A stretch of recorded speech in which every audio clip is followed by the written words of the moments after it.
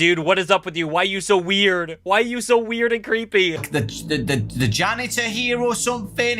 Guys, he's pretty sus, I can't lie. I don't trust him. A major mysterious character that is being shown in the trailers.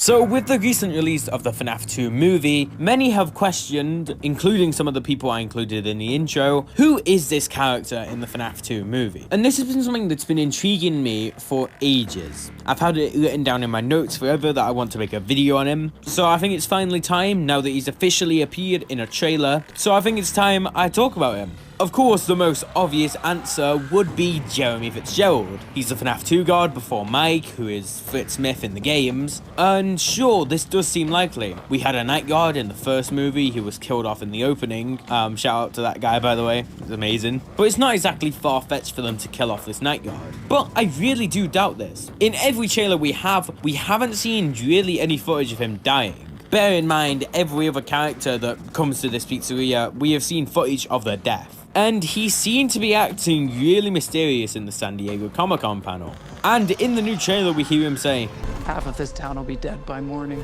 So something is definitely up with this guy. I mean, I know Bob appeared in the trailer for the first movie, but he didn't have any mysterious voice lines like, "Oh, we're all gonna die," you know? But if he's not Jeremy Fitzgerald, then who is he?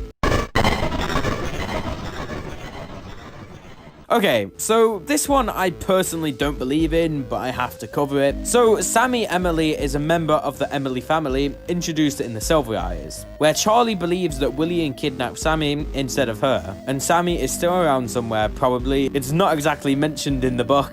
Now, why do people think Devious Daniel is Sammy? Well, I'm not really too sure. He sort of resembles the girl that Charlie holds in the trailer, who people do speculate to be Sammy, and also his line, "Half of this town will be dead by morning." Maybe he feels wronged by the world. Perhaps it's like a William Afton novel situation where he takes everything out on the world around him. Maybe that's why he set up FazFest, as clearly he has a deeper understanding of the restaurant and Freddy's. This restaurant had a lot of unique features. The marionette truly was one of a kind. They never made another one. Foxy was involved in a failed, take-apart, put-back-together attraction, and was never quite the same again. So I think it's clear he's at least behind something. Another thing to note is that in the San Diego Comic-Con scene, when Lisa brings up the puppet, he freezes. Perhaps because he knows his sister possesses the puppet. And it also could explain why the toy animatronics don't harm him, but they harm everyone else. I mean, he's been in the restaurant, presumably for a long time, guarding it. Why wouldn't they just kill him? I mean, it's very easy to kill him and they could just get a new night guard. But when 3 other people enter, they kill them. So something's up. We know that the puppet directs the toys due to this poster, so perhaps she tells the toys not to harm him because he's her brother. But yeah, there is definitely some evidence there, but I believe there's more evidence for our next character. So Mike Afton is William Afton's son. I feel like that's quite obvious. When adapted into film, Blumhouse decided to essentially split Mike Afton into Mike Schmidt and Vanessa. But now we possibly have a Mike Afton too. Okay, so let me explain. In the trailer and Comic-Con panel, we see him wearing purple. And come on, one of the only things we see Mike wear in the games is purple. And purple, of course, is Afton's color. Furthermore, we hear a bunch of parallels from his voice lines and Vanessa's voice lines from the first film. Welcome to Freddy's. Welcome to Freddy's. You did your homework. You really didn't do your homework, did you? Fair warning. This place will prey on your imagination if you let it. Some friendly advice. Don't let this place get to you.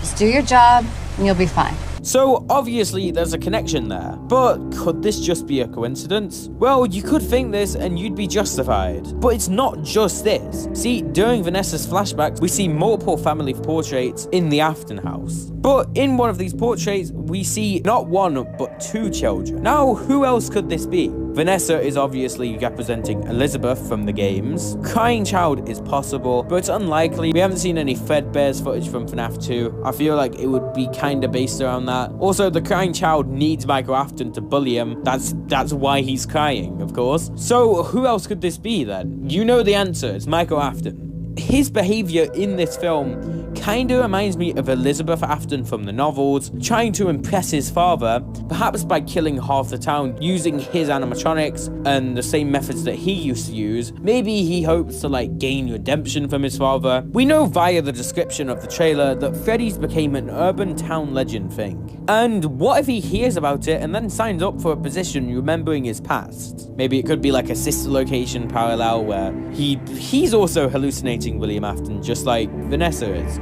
And William is like saying, go find Vanessa, go find Charlie Emily, or go kill Abby or something like that. So he sets up a Faz Fest which he knows will lure Abby to it. But yeah, I think Mike Afton's the most likely. Sammy Emily is also possible.